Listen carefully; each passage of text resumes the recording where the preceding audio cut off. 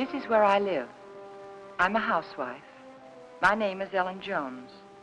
That Tuesday in July started out just like any other day the past few months. There was no warning it was to be the most terrifying day of my life. I remember thinking how tired I felt. Even the housework seemed drudgery and so meaningless with George confined to his bed. No one to see or care even. And then I got scared because I knew I was beginning to feel sorry for myself. George was the one who was ill, and he needed all of my thoughts and attention, and above all, my cheerfulness. I tried not to think about us, about George, how he'd changed. I told myself it was just my imagination, that things would be different when he was well and strong again. Then I thought I heard him call. George, did you call? George, are you all right? Yes, Ellen. You want anything? Not now. I've just begun work on an insurance report for the office. Well, call me, dear, if you need me. Okay.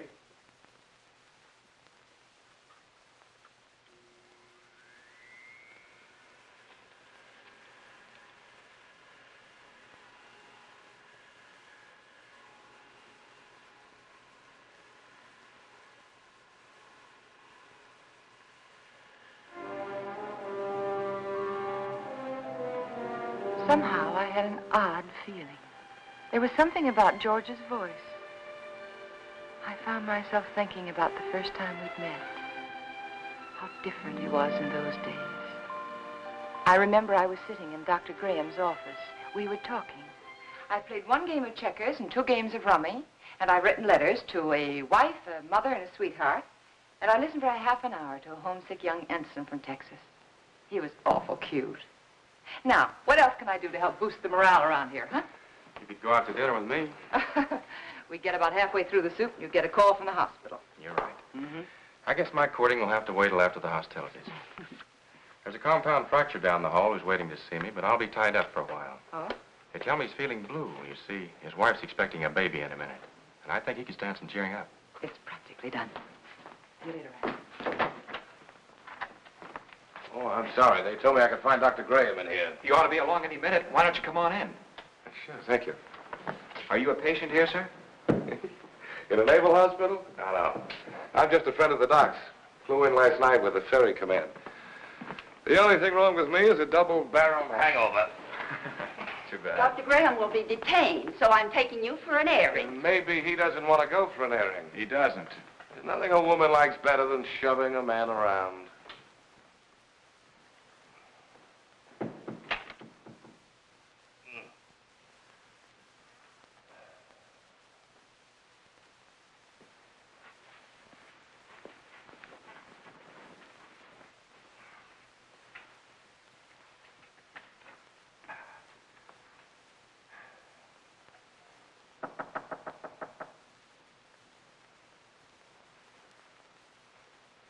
Hello. Hey. Who are you? I'm Ellen Brown. Doesn't suit you at all. It's much too plain. Oh, I'm sorry. I'd tell my parents about it, but they're still back in Kansas City. Now, what can I do for you, young man? I can think of a lot of things. Oh? Well, shall we begin with a game of cards? Mm-mm. Well, I could read the newspaper to you. I could write a letter for you. I know. I'll sit right here and you can tell me all about that wonderful baby you're expecting. Hmm? The baby you're expecting. Does Ripley know about this? I beg your pardon? Skip it. Which is your bad leg? Well, neither one of them's working very well today. Oh, my head. Is your head bothering you? Terribly. Both of them. Would you like me to rub it for you? You couldn't think of anything nicer. Good. There. Now relax. Oh, close your eyes. Now just think of something pleasant. Pretty soon you'll be going home to your wife. Won't that be wonderful? Hmm. Think what she looks like. How pretty she is. Lovely. Beautiful blue eyes, short nose, soft brown hair, and lovely, kissable lips. Well, there's nothing wrong with your morale, young man. I'll recommend to the doctor that you be sent home to your wife immediately. Say, wait a minute. You're all dressed. Naturally. Well, George! Hello, Ranny. Son of a gun, what are you doing here? Enjoying myself immensely? his leg isn't even broken. No? No, it Hey, isn't. Doc, what kind of nurses do you have around here anyway? Hey, what goes on here, Ellen? But when I came in here, he was lying there all covered up, and he let me make an absolute idiot of myself. Rubbing his head. Both of them. Best cure in the world for a hangover. Ellen, this is George Jones, an old and untrustworthy friend of mine. Now, remember, I saw her first. George Jones. The name suits you perfectly, completely undistinguished. I wouldn't say that, honey. Someday you may wind up wearing it. Wait. Shall we go? She's cute. It was pretty depressing having a medical student for a roommate. Oh? He was always dissecting something, including me. You gotta know what's going on inside if you expect to understand the outside. Yeah. Excuse me, sir, but you're wanted at the hospital. There's an emergency. Oh, Ran, I'm sorry. So am I. Well, back to the salt mines. See you folks later. Not if I can help it. I intend to keep you to myself for the rest of the afternoon. Oh? And for the next 2 weeks. Oh. When a lonely prospector strikes gold, he doesn't yell for his friends. He stakes a claim. How about some lunch? Yes, I'd love it. I don't like to make love on an empty stomach. No, neither do I. Especially to a perfect stranger. My Ellen, wherever did you get the idea that I was perfect? Oh, you. Would you like to switch boxes like we did when we were kids? Naturally. Oh, rather. Fried chicken, potato salad, tomatoes, cookies. Oh. Gay rations, canned ham, powdered milk, chewing gum, and 4 cigarettes. Coffee. Honestly, is that the best you could do? That's the best I could do with no ration card. Oh. Now, if we were to combine forces, pool our resources, I think we might do very well together.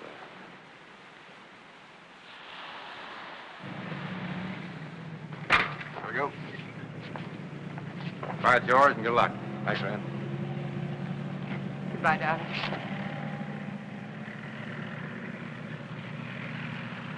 Take care of yourself. I'll be back, honey. Remember that, I'll be back. Of course. Of course. And I'll never let you go.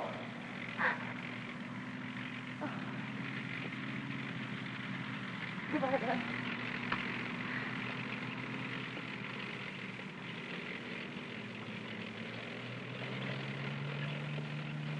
Quite a guy. Yeah, quite a guy. I'm going to marry him, Rand. I'm going to marry him just as soon as he gets back. I figured as much. Are you sure he's right for you, Ellen? Oh, I don't know. It isn't something you think about. It's just something you feel. You know, you can't do anything about it. I know what you mean, Ellen. The guy with wings has it all over us fellas who walk around down here.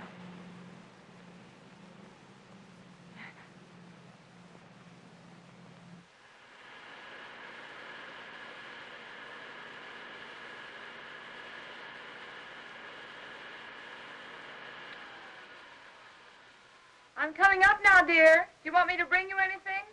No.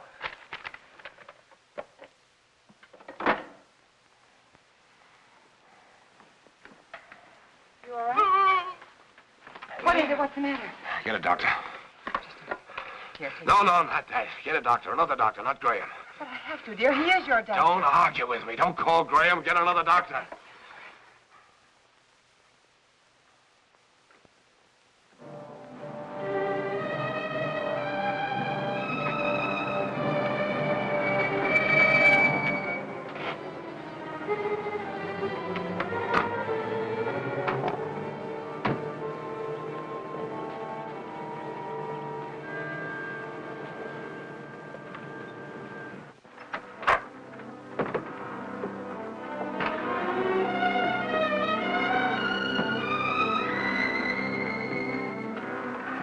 He didn't want the medicine, but I made him take it. Good girl.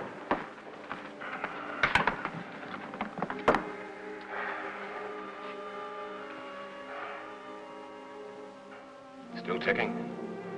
Sounds pretty good. You're evidently feeling better than when Ellen called. What time is it? 5 after 9, dear. Took you a long time to get here, Rennie. Oh, I know it seems like it, but he came just as soon as I called him. How long did it take? About 20 minutes. Fortunately, Ellen caught me as I was leaving on another call. Yes. Is there some alcohol in the bathroom? Yes. 20 minutes. I got that pain over 45 minutes ago. Why did you delay it? I didn't, dear. I lost a lot of time trying to get another doctor. But you needed him so badly, I had to. You know best.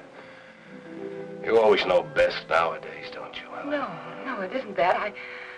I just knew that he'd come sooner than anyone else. He's our friend, George. Color's better already. Rennie, let's not kid each other. We both know where I stand. My own insurance company wouldn't put a nickel on me. Now, look here. All of us in that same boat. Automobile taking an unexpected turn, a brick falling from a high building, heart condition like yours. They're all hazards, but that doesn't necessarily mean they'll ever happen. Think of all the chances you took during the war. You didn't worry about them. Came out feeling better when you went in. Now, the only thing you have to do is lie here in bed and let us help you get well. Isn't that right, Ellen? Yes, that's what I keep telling him. You're lucky in many ways, George. You have a wonderful wife. She's developed into a fine nurse. I don't think I'll be tying up her exclusive services much longer. Now, you've got to cut out this way of thinking. Yeah, I know. Would you mind, Ellen? I'd like to talk to George alone. No, of course not. I'll be across the hall if you need me. Those were pretty morbid things you were saying in front of Ellen. Has she complained? Certainly not. But you got to think of her, too. She's looking a little worn. Now, when you get these ideas, try using a little mental therapy. Next, you'll be telling me I ought to see a psychiatrist. Might be a very good idea. You doctors are all alike. You can't cure a patient, you tell him it's all in his mind. I'm trying to help you, George. You know that. I'll drop in again this afternoon. Maybe we can talk this thing out. Yeah, maybe we can.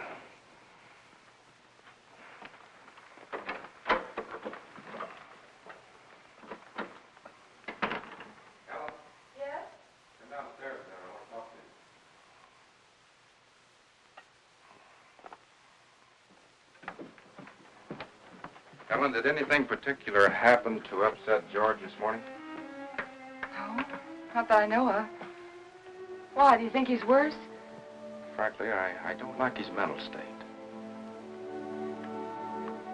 Well, I think maybe it's just the hot weather. Depresses him. He's been a very active man. It's natural for him to be depressed, but Yes. when a man's at a low ebb mentally and physically, he's prone to all sorts of imaginary fears. Yes, I know. I'd feel better if he were in the hospital for a while. No, I don't think so. Well, you want what's best for George, don't you? Well, of course, that's just it. I think it would upset him terribly. You see, he doesn't seem to want anyone else around him except me. Well, this morning, he didn't even want me to call you. Oh, it isn't that he's disloyal, Ran, or has lost confidence, but lately, he seems to have taken these sudden dislikes to people. Look, Ellen, Yes? you and George aren't just patients, you're friends. George is up there brooding, and I don't like it. Could develop into something serious. If you won't send him to the hospital, I want you to have someone here to help you. I'm sure you know what's best, Ran, but honestly, I don't know how George will take it. Well, he doesn't even seem to want his aunt around anymore. Ellen, I don't think it's wise for you to try to handle this alone any longer. You're stressed to the breaking point already. I'll take it up with George this afternoon. All right. I better get back upstairs. No, Ellen. Let him relax for a while. Oh, all right. Give the medicine a chance to work. Yeah. I want you to relax, too.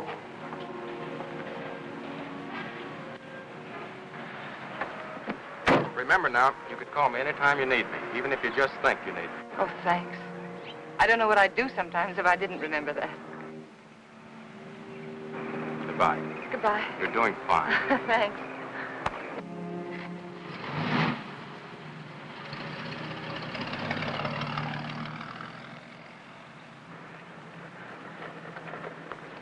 Stand where you are. Don't move. Oh, you frightened me. Did I? Yeah. Say, what are you all dressed up for? And where did you get that beautiful new tricycle? It's not a tricycle. It's a horse. Oh? A palomino. My grandpa gave it to me. Oh, he did? Well, it's beautiful, Billy. I'm not Billy. I'm Hoppy. Hoppy? Now, who's Hoppy? Don't you know who Hoppy is? No, I'm afraid I Don't don't. you have television? What? Don't you have television? No. Want to see mine? Sure. Look inside. Well, look at that. See? Hoppy's there, too. Just like in a real television. Why, of course, I know him. That's Hopalong Cassidy. Uh-huh. Well, saved many people today, Hoppy? Oh, 60 or 100. Don't try any tricks now. Oh, I wouldn't think of it. Do you have any cookies? No, I haven't. See, the groceryman hasn't come yet, but I will have later. You know what I do with the bad men? No, what do you do? I dynamite them into little pieces. Shot them, put them in jail. Oh, I don't think the real Hoppy would treat even bad men that way. Well, really what I did was lasso them, tie them up, throw them in jail. Well, that sounds like a lot more work, and more dangerous, too. Had to take care of you, didn't I? Yeah, you sure did. Can I come in? Oh, well, honey, I'm sorry. I'm afraid not. My husband isn't feeling very well today. See? I won't make any noise. If I was eating cookies, I couldn't even talk. No, you couldn't. Well, I'll tell you what you do. After the groceryman comes, that'll be around 12 o'clock, see? You come to the back door very quietly, and I'll have some cookies for you. Okay? Okay. I'll ride my horse up and down and see that no bad people make any noise. Because I'm your friend, aren't I? That's right, Hoppy. You're my friend. Toot-toot. I'm an engine. I'm going to beat that car at the crossing. Toot-toot. Toot-toot. Toot-toot. Toot-toot.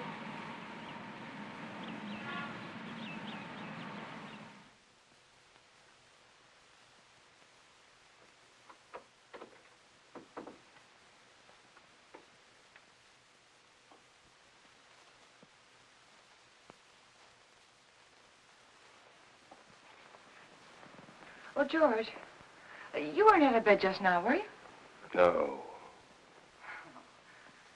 Oh, it must be the heat. I could have sworn I saw somebody so right... long? What, dear? It took you so long. Sorry, dear. I was talking to Billy. I should say Hoppy. Let me change your pillow. You know, he's the little boy I told you about who just moved into the neighborhood. The one with the glasses, you know. Oh, he's an awful sweet little kid. What were you talking to Rennie Graham about? That's what I'm interested in. We were talking about you, dear. He thinks you worry too much about yourself. If I didn't, I don't know who would.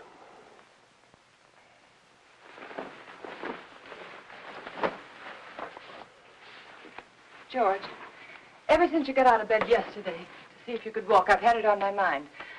I want you to promise me not to get out of bed again while I'm out of the room. All right, Ellen. Did you call the druggist about getting the heart prescription filled? Yes, dear. He said he'd send it up later in the day. But there's enough there if we need it before. Did you tell him I'd spilled it? No, I didn't. Do you feel well enough for the paper? Yeah. Editorial page? No, just the front page is all right, thank you. Here you are, dear. You look tired, Ellen. Oh, I'm not. Just that it's so hot today. What are you thinking about, Ellen? Well, you know, I was just thinking that everything in our lives, every breath, every thought has been for ourselves. I don't think people can do that and be happy. Do you? You're getting a little confused, darling. It was me that Rennie Graham told to change my way of thinking. Oh, no. I mean, it was my fault, too. I just wasn't strong enough to help you. But we could change all that now. Ellen. Could make all the difference in the world, George. Come here, Ellen. Yes? What's the first thing you do? When? When I'm out of this bed again, away from the house? Just be so grateful that you're well. I think I'd try to do something to somebody. I mean you. For your own self. Oh. I'd like children. Yeah. Yes. And then I'd like a garden. A real garden.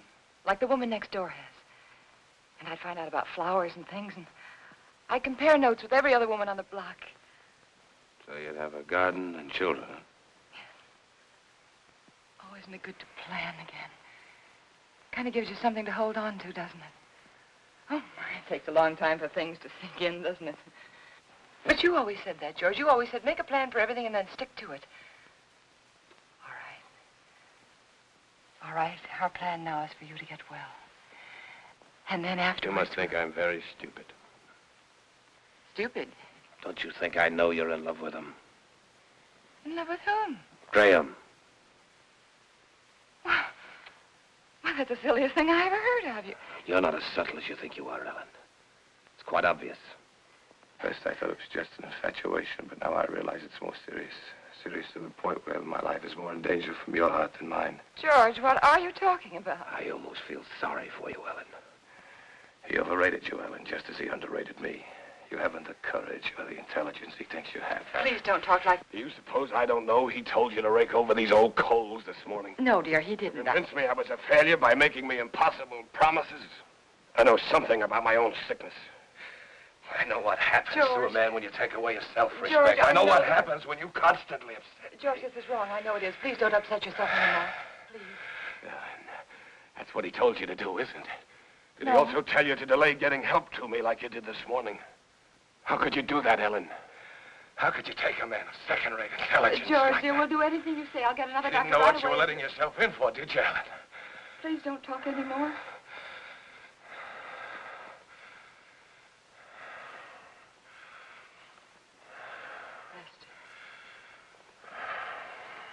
Rest. Oh, George, you just couldn't believe those things you said about Dr. Graham. I don't even want to hear his name.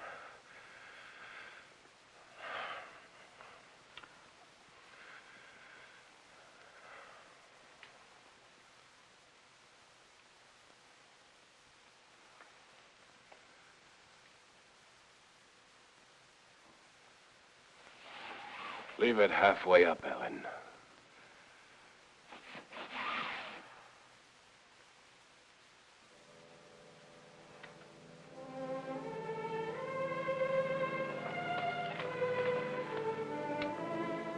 I was so hurt I could hardly keep from crying. But again, I reminded myself that George was terribly ill and he didn't mean it.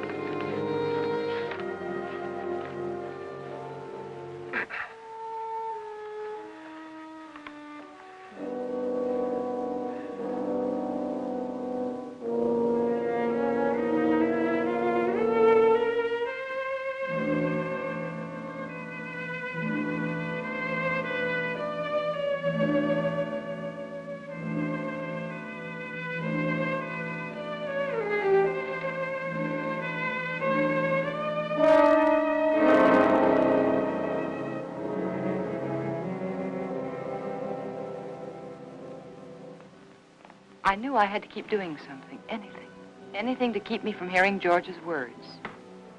He didn't mean them. He couldn't mean them. It was his illness, the heat. And when I took his lunch up to him, I'd be pleasant and cheerful as if nothing had happened.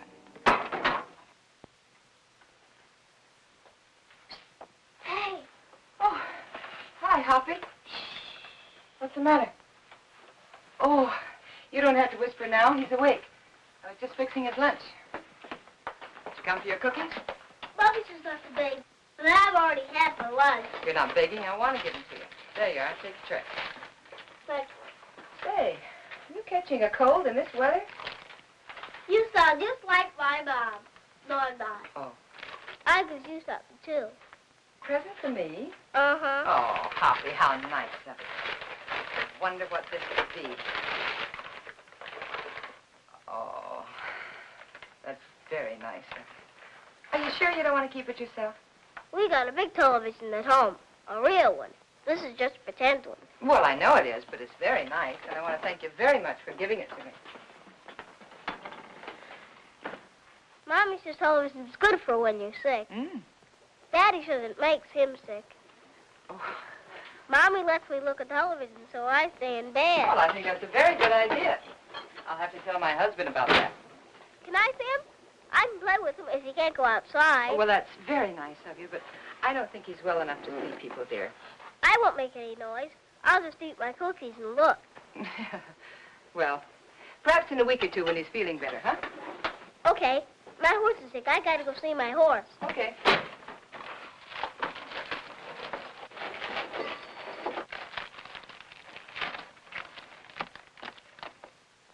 Can I take some cookies for my horse? Oh, by all means, take as many as you like. I'll go see my horse now. All right. Say, honey, are you sure you don't want to take that television set with you?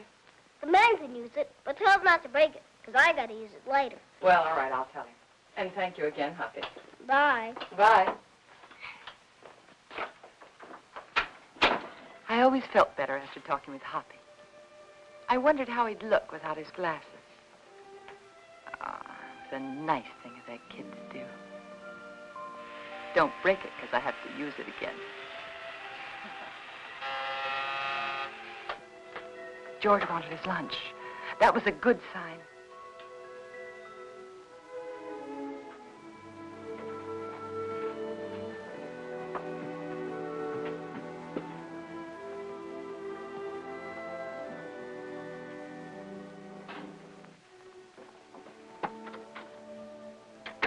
Hungry?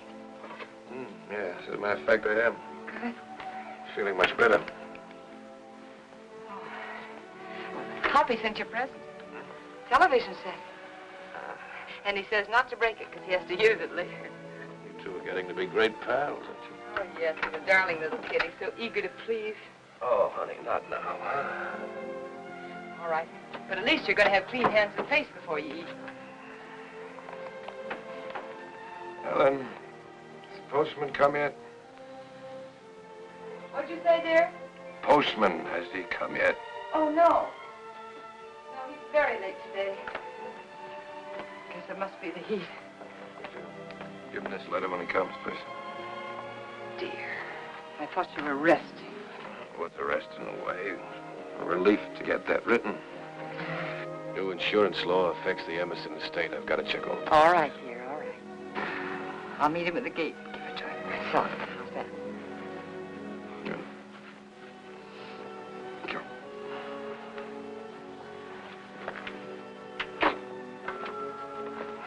There you are. Looks good. Yeah, it is good. Oh, Ellen, letter. Oh, sorry. And if you finish before I get back, don't try to put that tray on the floor. You remember what happened the last time? Say, you really wrote a letter, didn't you?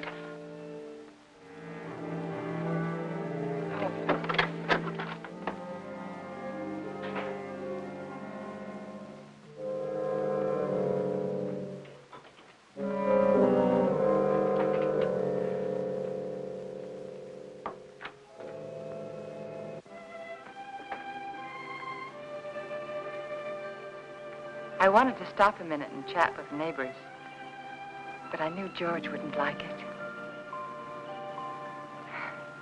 He didn't believe in neighbors. And then I saw the postman.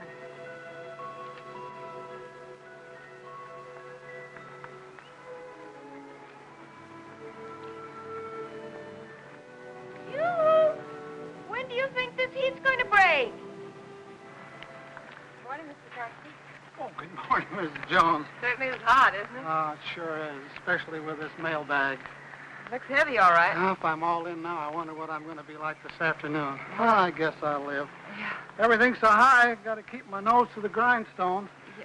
Got a pension plan. Did I tell you about it? Yes, you did. Well, you got to follow it to a T. Every penny counts. Yes. You know, my wife doesn't understand that. She says I'm an old penny pincher. No. But I told her that Mr. Carson, would you take this letter for me, please? Thanks. I'll swear, I bring in more mail than I take out. Well, I'm sorry. I'd run up to the mailbox with it myself, but I don't like to leave the house so long with my husband being ill and all, you know. No, I never figures how it slows me up lugging everybody's mail around this awful heat. Sorry. My feet are throbbing. Your feet ever...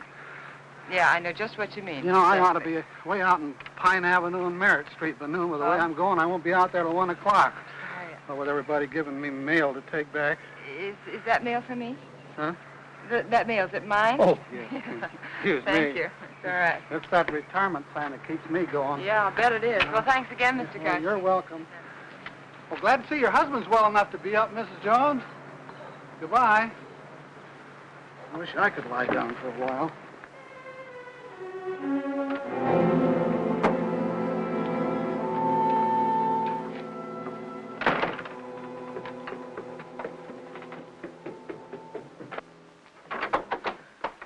George, you were out of bed. And you promised me You know I wouldn't. can't get into bed in my condition. But, dear, the postman said he saw you at the window. Did he, really? Well, no, he didn't actually say he saw you. But... Postman's got a touch of sunstroke. Yeah, me too, I guess. Oh, hot wind certainly doesn't help much. You finished? It's very nice, thank you. I'm glad you got that letter off.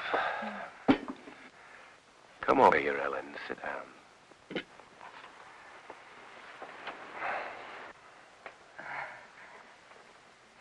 Would you like your Aunt Clara to come up and visit for a little while today? It's pretty hot for the old gal. Oh, she'd love it if you asked for her. You're the apple of her eye, you know. I always was. You know, Aunt Clara gave me a toy when I was a kid. A toy I was crazy about. My mother used to tell her she gave me too much, but I can still remember that toy. It was a bottle with a small, absolutely perfect sailing ship built inside of it. You know, I was so crazy about that toy, I wouldn't let anybody touch it. Oh? Not even my mother. One day I was making a garden, making a garden in the backyard. A neighbor boy came running out of my house with my ship in his hand.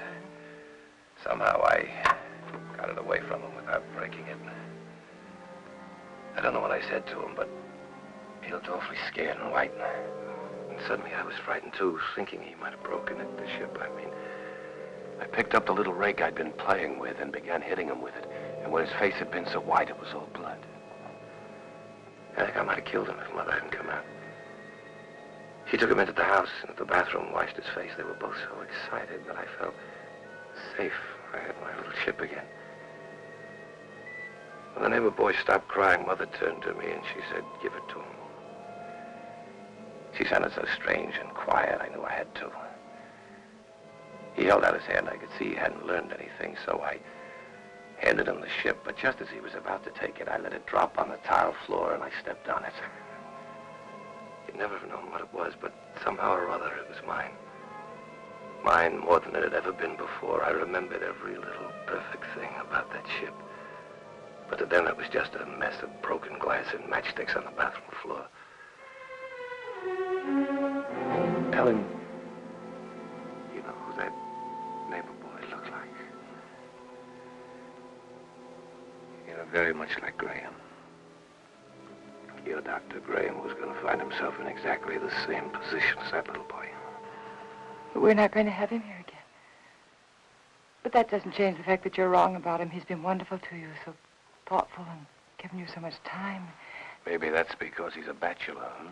No home life. He's been a good friend to us. Ellen, time's limited, so you must listen carefully.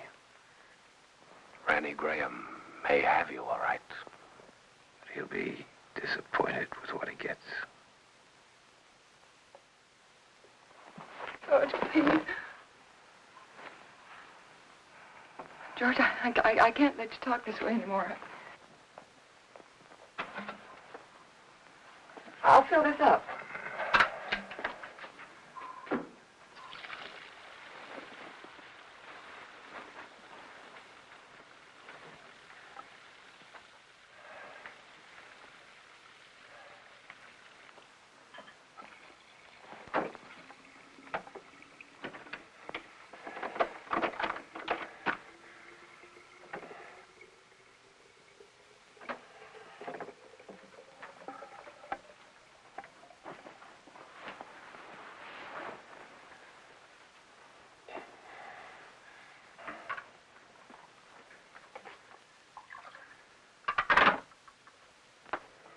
I'll be downstairs if you want me. You'd better wait, Ellen. I've written the district attorney asking him to make a complete investigation if anything happens to me today before he can get help to me. Why do you torture yourself like this? Why do you imagine things that don't exist? A letter exists. It proves you're trying to kill me. But I'm not. I'm not.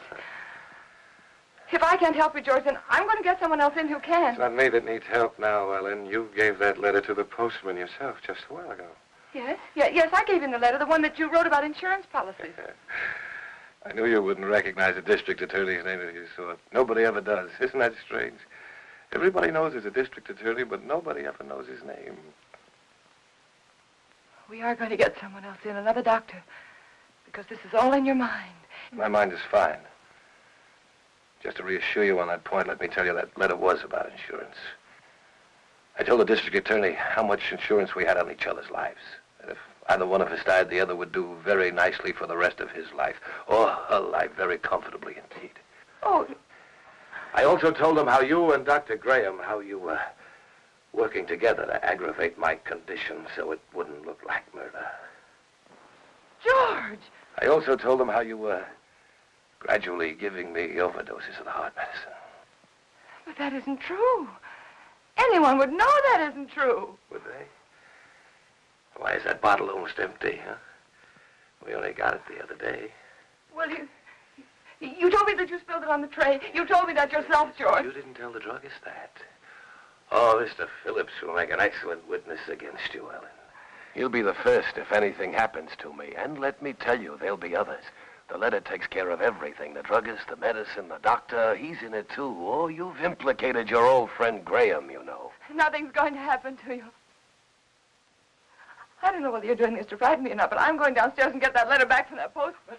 You're not going anyplace anymore, Ellen. Because I'm going to kill you.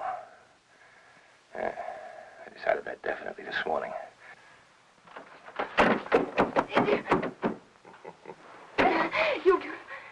You couldn't mean this, George. You couldn't. George, you know I wouldn't hurt anybody. Anybody, much less you. George, think, it's me, it's Ellen, it's Ellen. But you did want to be rid of me. It was in your mind. That's why you feel so guilty, isn't it? No. The letter will take care of Graham. I'll take care of you myself. I'll make it look like self-defense. Please don't. There are just too many things against you, Ellen. You used to say that you were lonesome until you met me. George. George, you love me. I loved you, George. And since I've been sick, since he's been coming to the house, you've hated the sight of me. No, I haven't.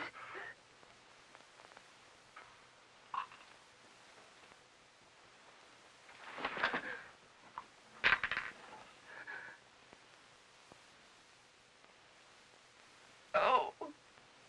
No.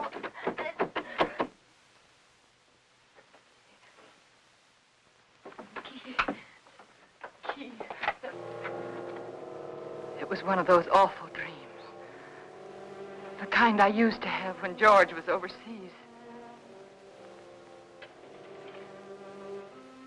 That man lying there was George, my husband. He was dead. He died trying to kill me.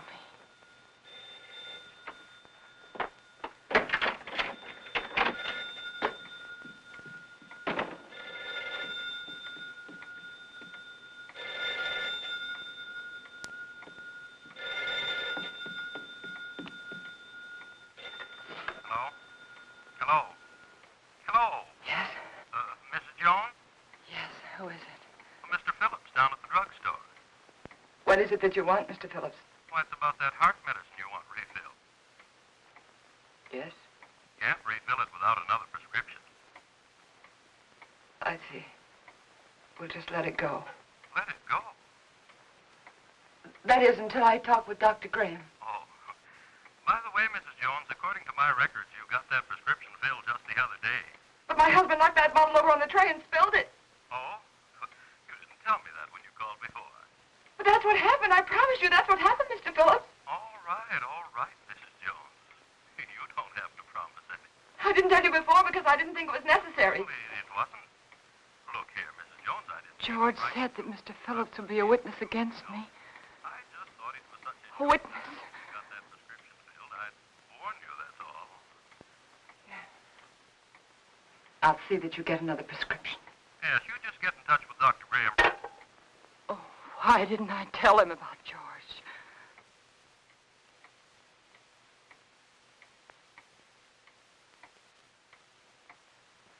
That letter. I had to get that letter back. I couldn't tell anyone about George until I got that letter back. I could feel the woman next door watching me. Maybe she'd be a witness against me, too. She could tell them how I ran out of the house and then back in again. How strangely I was acting. It wouldn't matter what she thought if I could only get that letter back.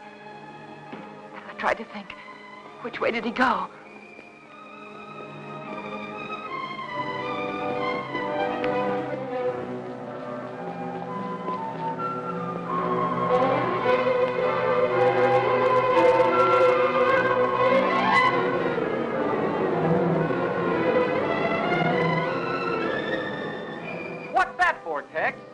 Who knows?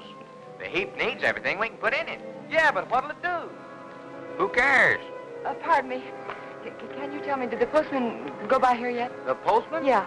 Yeah, old Oddball plowed his way through here a little while ago. Oh, which way did he go, do you know? That away.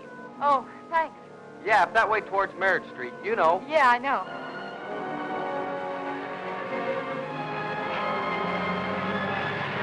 Oh, I'm sorry.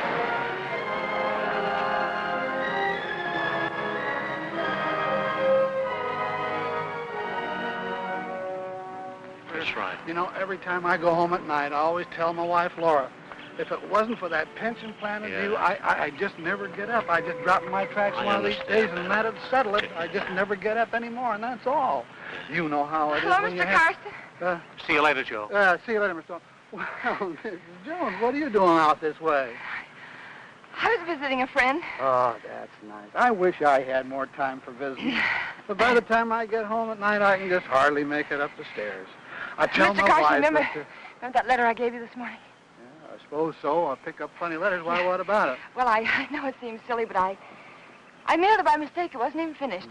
Yeah. Now, what did you do that for? Well, I don't know. I guess I was just so busy. Finish it up and mail the rest of it tomorrow. They'll get it in 2 installments. Now, you wouldn't want me to do that. May I have the letter, please? First, I pick them up and carry them around for miles, and then they want them back again. Well, I'm sorry, but you can understand why I wouldn't want it to go out unfinished. Yeah, I guess so, but all these delays count. Keep me on my feet longer than I ought to be. Well, it won't be much trouble, will it? Yes. Yeah, here it is. Thank you. Now, look, you shouldn't have given me this letter in the first place. Why? Giving me this letter is just like putting it in the mailbox. Now, you wouldn't expect to get this back from the mailbox, would you?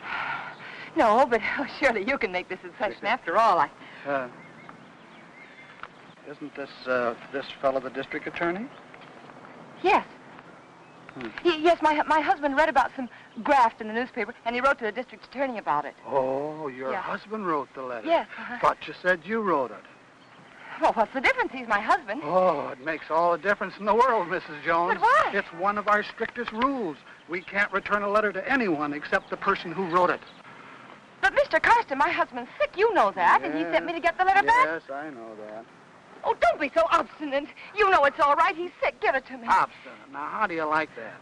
After standing here patiently in all this heat trying to reason with you, you're the one that's being obstinate. You don't seem to realize it's against the rules. Well, what do you care if it is against the rules? I have to care, but you don't. You're not the one who'd get fired. Oh, I'm sorry. I'm very sorry, Mr. Carson. I forgot what it means to you, your responsibility and all. It must be this terrible heat.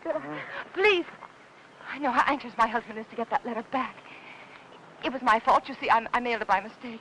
He's awfully upset with me. He's very angry with me, Mr. Carson. Couldn't you please help me? Couldn't I please have the letter back? Well, tell what I'll do. Yes? I'm all through the route until this afternoon's delivery, and since it's so important, like you say... Oh, it is. Well, if you'll give me a lift back to town in your car so as I won't lose any more time... I will.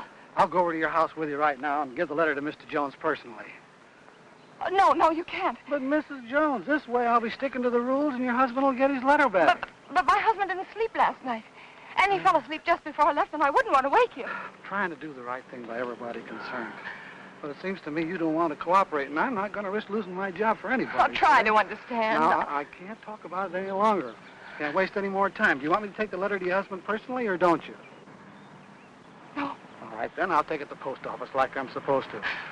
You can go down there and get it from the superintendent. Superintendent? Yeah, he's got more authority than I have. Maybe he'll give it to you. I see. But you better not waste any more time.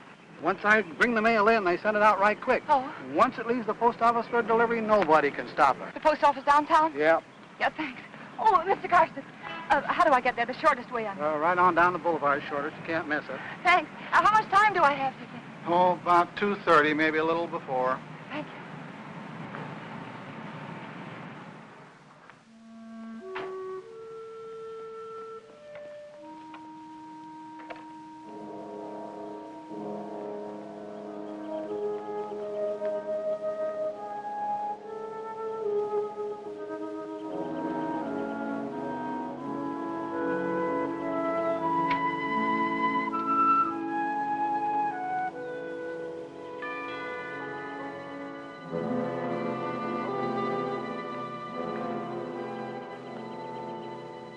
Ellen? Ellen!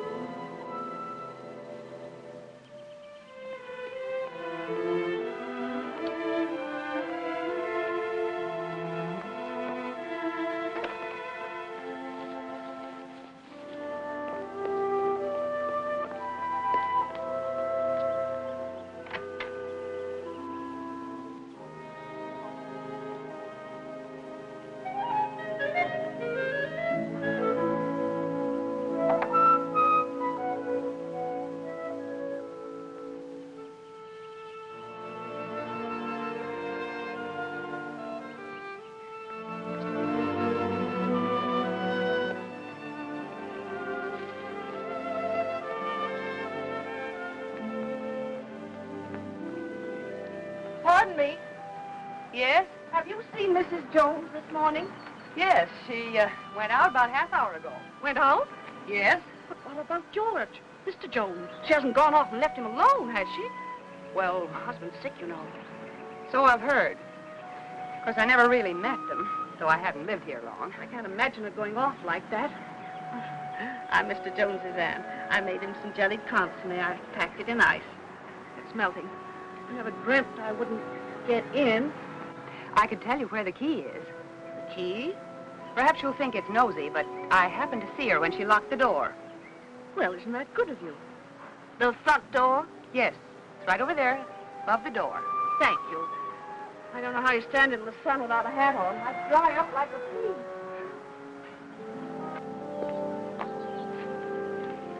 The top of the green shutter, the far side of the door. I found it. If there's anything I can do for you, just call me. You've been very kind. Thank you.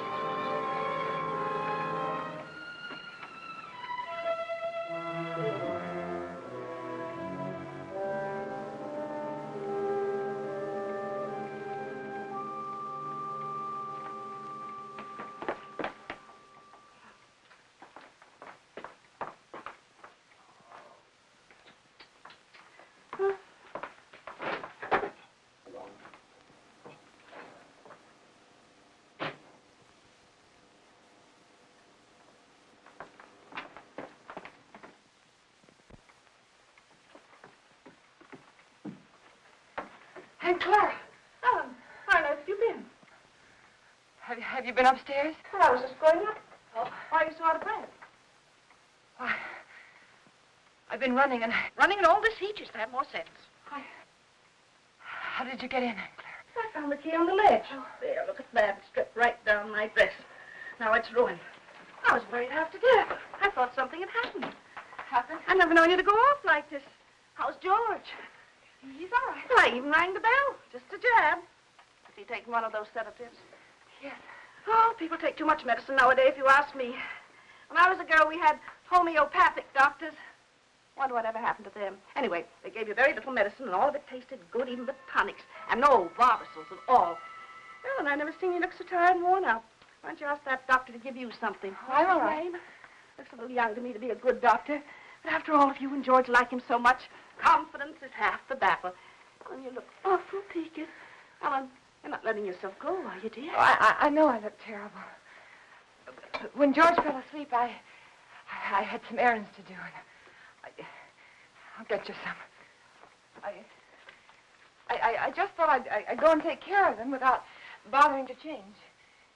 You know how it is. You sure you're all right? Yes. Why don't you go upstairs and lie down for a bit, dear? Take a little snooze. It'll do you good. I'm not tired. Really, I'm not. Well, after all. Oh, Clara, I have so much to do today. Oh, sit down, Ellen. Lean back. Relax. You'll be on your back before you know it if you don't watch out. After all I want to do is to help. From now on, I'm going to have more time, too. Ellen, I forgot to tell you. I resigned. Resign? From the Helpers Guild after 15 years. I'm not helping anymore. I'll leave the kitchen door open, and then we can talk while I'm cleaning up out there, all right? Oh, you might as well. You're so fidgety. Oh, Ellen, while you're on your feet, will you bring me a damp cloth? For 15 years, I was in that guild. And for the past 5, I was treasurer. And for the last 3, they were promising me the presidency. So what happens? Last Tuesday, they let Cora Comstock. You know, Zachary's brother's wife. Well, I was furious. Zachary said I was hasty. But after 15 years, you know, I've never known a small woman yet who wasn't always boasting about her little hands and tiny feet and trying to run everything. The best I can do. You think I was right? 15 years, after all. Zachary was upset. He says I need lots of outside activity, lots. And I agree. That Cora, she hasn't got a reflection of bone in her body. I thought if she didn't stop, I'd scream. He's playing a late game because of me. I always tell him he plays too much at his age, but that's just one of the worries of being married to an older man. Oh, Alan, why don't you have some of that jellied consomme? At least it was jellied when I left home. Tried. It's tasty, and it's full of vitamins. I'd like someone to enjoy. After all, it ruined my dress. Oh, I think I'll run up and pop in on George. If he's asleep, you can tell him later that I peeked him. Hey, Clara! Clara! What is it, Ellen? Okay. There's something I must tell you. Well, what is it, dear? What's the matter? Are you having trouble? Yes. I didn't want to tell you, but now I think that I must. Don't. Take my advice and don't. You'll only be sorry later that you did. I thought it was funny your being out like that and not going up to see George when you came in. But you don't understand. Yes, I understand. I'll just say goodbye to it. No, please don't. I didn't want to tell you this, but George said that the last time you came to see him, you upset him terribly. And he said to tell you that if you came again today, to tell you that he just couldn't see you. Upset him? You must remember he's ill. Upset him? Well, I've a good mind to tell him something. No, please. Well, I wouldn't think of humiliating myself. He knew I was here all the time. Well, he's rude, mean, and selfish before he was sick, and he's rude, mean, and selfish since he's been sick. I'm sorry I had to tell you this. Well, I thought when I first met you, you'd do something for him, change him somehow. But I must say he hasn't changed at all. He's worse, if anything. And Ellen, you can tell George for me that a man wrapped up in himself makes a very small package. I wondered how much time I had. She was right. I must look awful. I had to fix myself up before I could go to the post office. I had to go in there. I was terrified, but I knew I had to.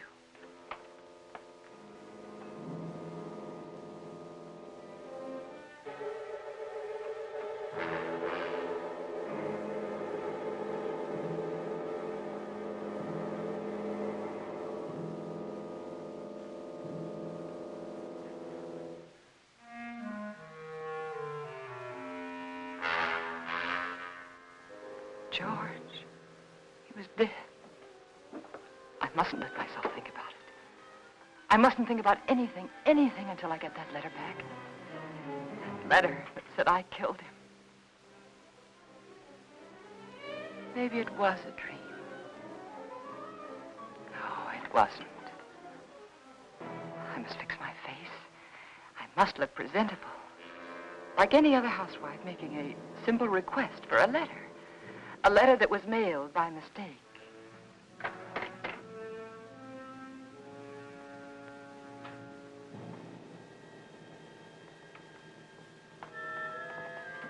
The gun. It was still in George's hand. Somehow I knew I shouldn't leave it there.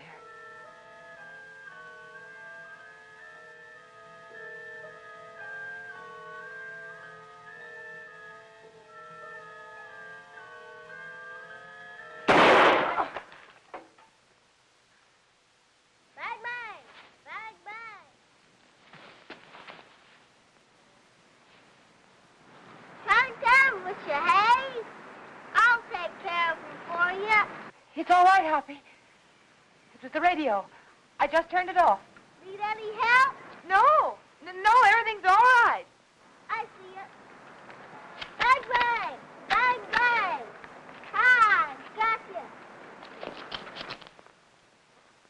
I prayed that no one else had heard that shot.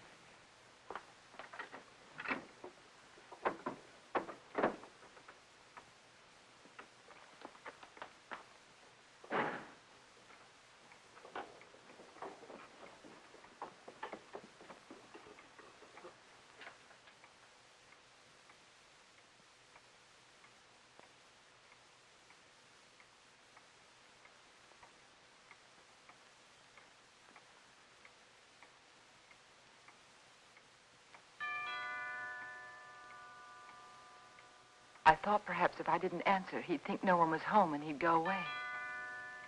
But he didn't. He just rang the bell again and then stood there.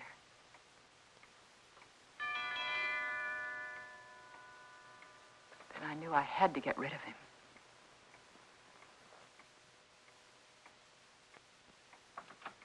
Yes? Good afternoon. I'm Mr. Russell. Yes? I'd like to see Mr. Jones. He's expecting me. Expecting? Yes. He telephoned me the other day. Well, there must be some mistake. My husband is not well. He isn't able to leave his bed. He told me he was ill, but he did telephone to be here this afternoon. Well, nevertheless, he isn't well enough to see anyone. It's a business matter, Mrs. Jones. I'm sorry. But the doctors forbid him to see anyone. He warned me that I'd get some resistance from you. He did? He explained that you were over-solicitous about his health, but that I wasn't to take you seriously. Oh. Your husband only wants me to authenticate some legal papers. I'm a notary.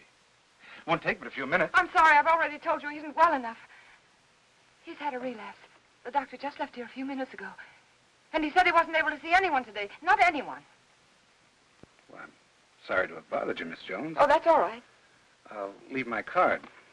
Perhaps you'll call me. Yes. Better. Yes, I'll call you. Good afternoon. Goodbye.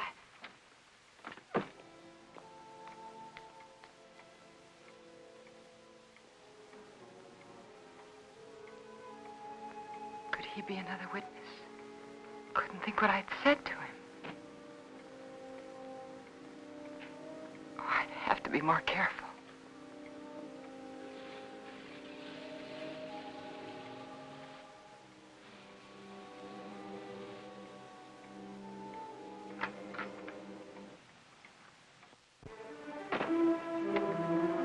Suddenly I remembered what happened the last time. I had to be sure no one could get into the house.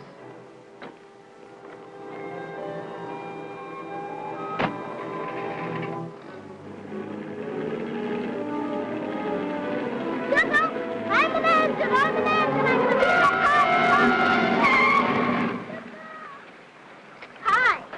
Been to the crossing, didn't I? Billy, Where are you going? are you all right? Sure. Can I go with? No, you can't. I'm sorry, I'm late. And for heaven's sake, be more careful, will you? Don't you ever do a thing like that again. Do you hear me?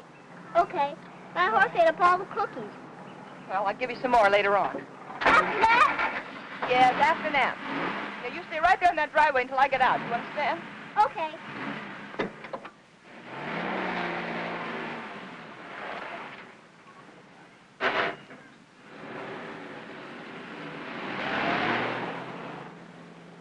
All I remember about the drive downtown was I kept thinking, this time I must control myself.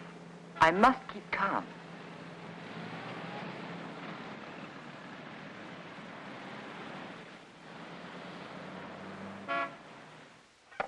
We caught it in plenty of time, Mrs. Jones. It was brought in just a little while ago. Wasn't even processed yet. Then I can have it now? Of course.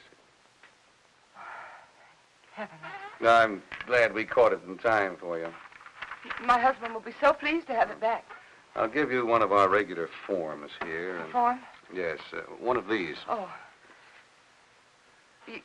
You mean I can't take the letter with me now? Just take the form home to Mr. Jones, have him fill it out, and when you bring it back, I'll have the letter right here, and I'll give it to you.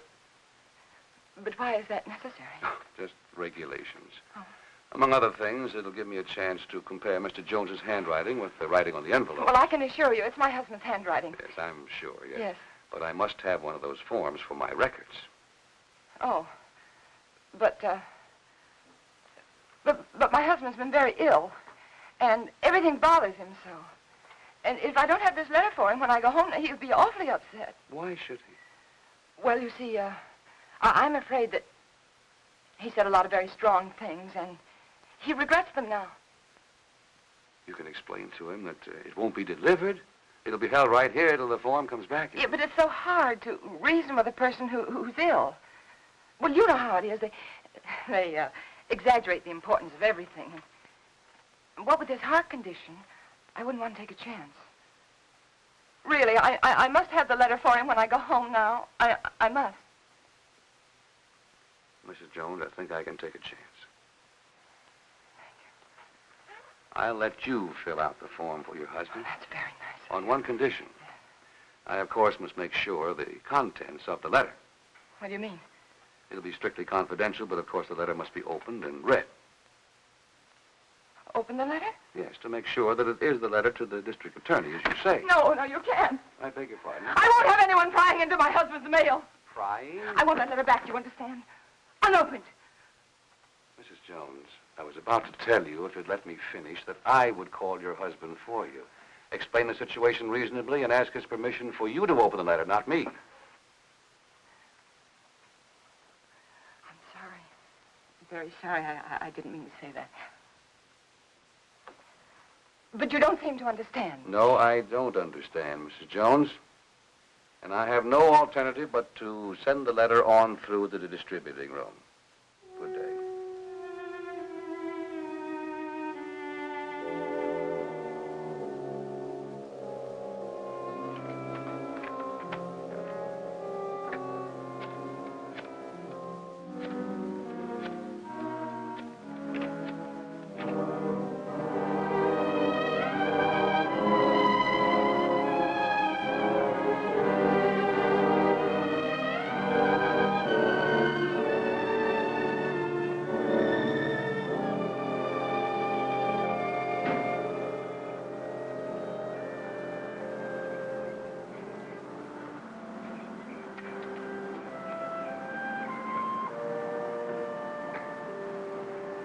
Mr. Jones.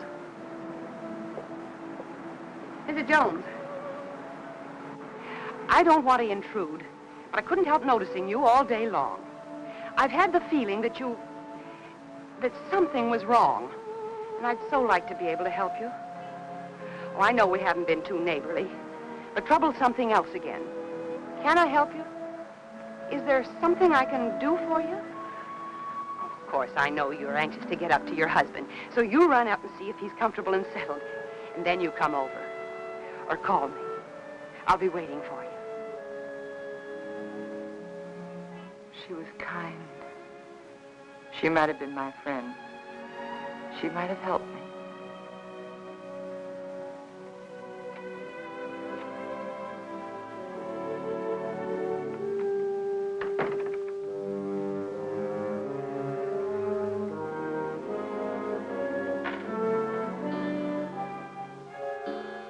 And then I remembered Rand. He said he was going to stop in again to see George. I couldn't let him do that. He mustn't come here again. Ever.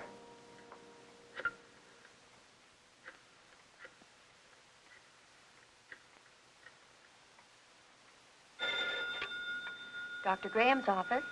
Hello, this is Mrs. Jones. Is Dr. Graham there? Oh, he isn't here, Mrs. Jones. Can you locate him, please? It's urgent. If it's an emergency, I could trace him through his house calls. Please do. It's very important that Dr. Graham doesn't come here today.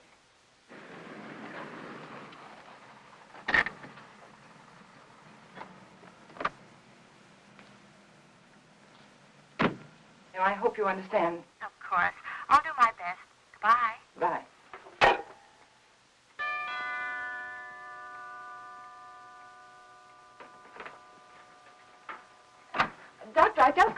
Medicine, I just told your nurse that I... Well, George felt he wanted to consult another doctor. And I did, too. And he just left, and I really think it would be better if you didn't see him again today. Oh? What doctor did you call? Oh, I'm sorry, I've forgotten his name. I called the lady next door for her doctor, and she gave me his telephone number, and George liked him very much. I see. Yes. Is he a heart specialist? Yes. That is, I think so. Mm-hmm. What was his diagnosis? I don't know. But really, George is feeling much better. I'll call you tomorrow. Now, wait a minute. What's happened, really? Well, you see, after... No, please don't, please. Don't go up there. It's better for everyone if you just don't go up there.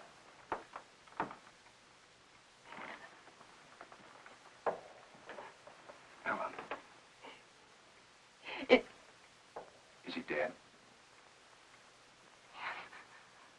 Yes. He had a gun. He tried to kill me, but before I could shoot, he... Take it easy, Helen. Take it easy.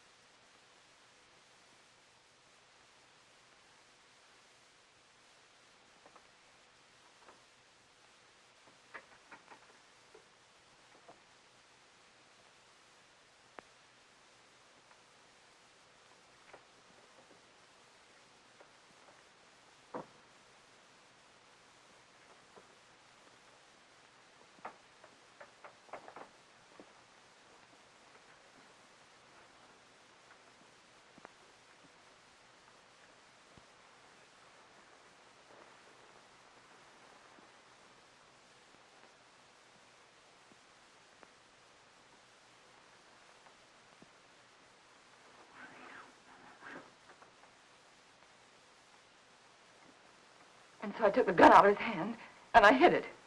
I had to. It looked as though he died protecting himself from me. All right, Helen, but why didn't you want me here?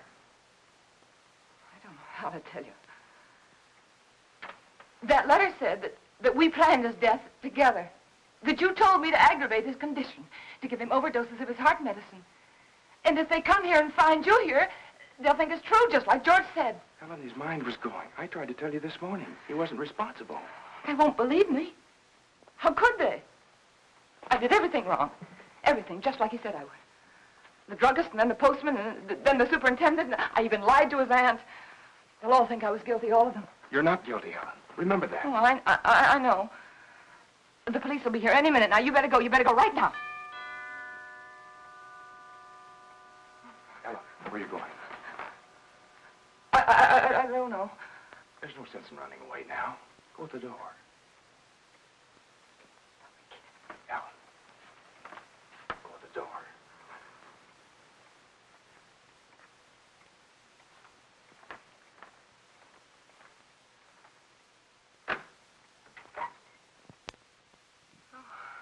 Hello, Miss Jones. I got a letter for you this afternoon. I didn't put it in the slot because, well, I guess I should feel kind of funny coming here like this after what happened between you and me this noon. But it's all right. I understand. Here's the letter you gave me to mail this morning. What? Surprised I didn't realize it at first, a thick letter like that and only one stamp. Those public officials like the district attorney won't accept postage due mail, you know. Insufficient postage? Yeah, the other end just won't pay the postage in these cases, and we have to return them to the senders. How do you like that? Not enough postage, and we have to deliver them twice. Yes. Crazy business. You know, some folks might think I'm stingy. I know these extra stamps cost only just a few cents, but yes, I understand. if I multiply you by everybody else... Yes, I understand. And thanks again for the letter, Mr. Carson. Oh, that's all right. Goodbye. And thanks again, Mr. Carson, for bringing the... Welcome.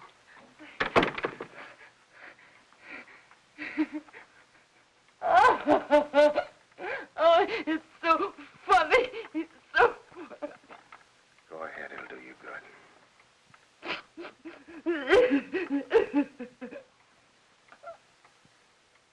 You know, I tried so hard to get... All right, Ellen. You've got it now.